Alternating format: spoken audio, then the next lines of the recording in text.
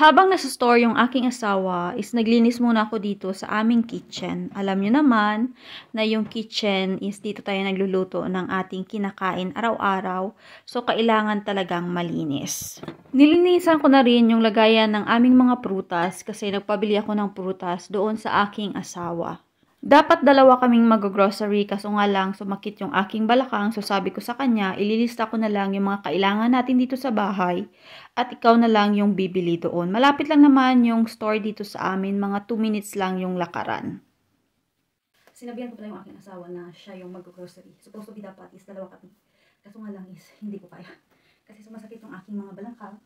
Then, dumating na siya galing sa grocery at ito na yung kanyang mga pinamili. 2 pungga. Mga ano naman to, mga kadalasan namin kinakain dito sa bahay.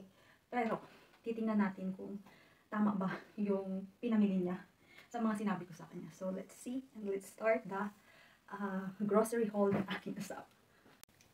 So, i-open na natin kung ano yung mga laman ng pinamili ng aking asawa. Number 1 is itong aking ananas na juice.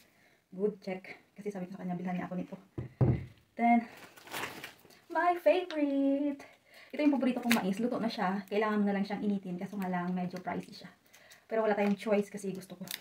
And hindi kasi ngayon season ng mais. Kaya medyo mahal talaga.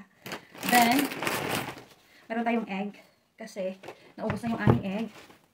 Meron tayong lettuce para sa salad namin. And itong sibuyas dahon na paborito ng aking asawa. Meron tayong chipsorili or yung chips dito sa Romania. Paborito ko to. And it's good kasi hindi siya pikant or maangkat. Another one. Oh, puso na. Wala to sa listahan namin. Pero bumili siya ng puso na. Medyo pricey ito. Ito yung tinapay na madalas kong pinapartner sa aking chocolate. And this is the traditional bread dito sa Romania. Of course, another one. Paborito ko rin siya.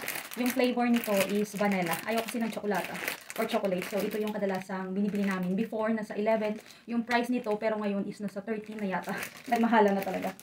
And,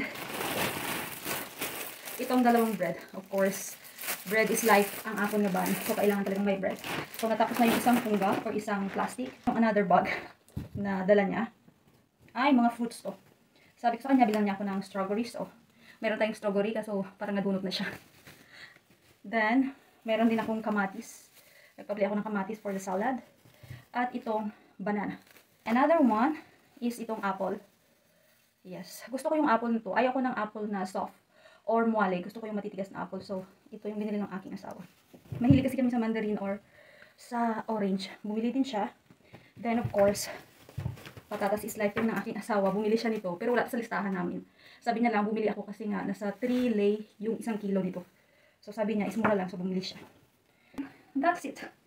Yun lang yung laman ng bag na ganito. And gusto ko to kapag nag-grocery. Yung ganitong bag kasi super matibay.